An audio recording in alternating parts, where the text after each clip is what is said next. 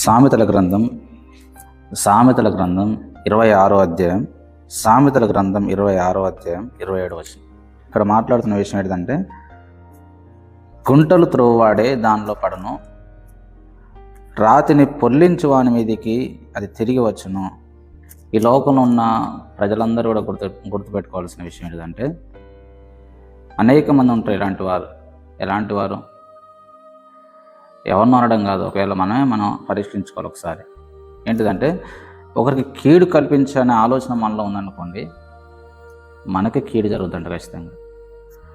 ఒకరిని నష్టపరచాలనే ఆలోచన మనలో ఉందనుకోండి, మనకి నష్టం అవుతుంట ఖచ్చితంగా.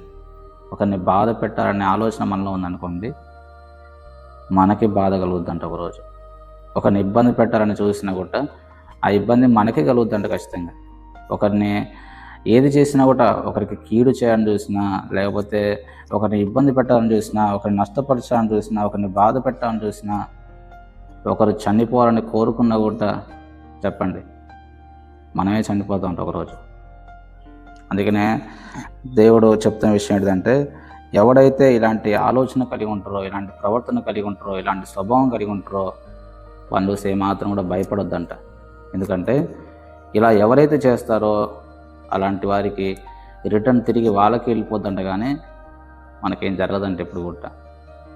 మీరు కూడా గుర్తుంచుకోవాలి, ఏంటంటే మనం ఎవరికైనా ఏదైనా చేసినా కూడా తిరిగి మనకే వస్తుంట, కానీ చెప్పండి ఇతరులకి ఏం కాదంటే ఏమాత్రం కూడా.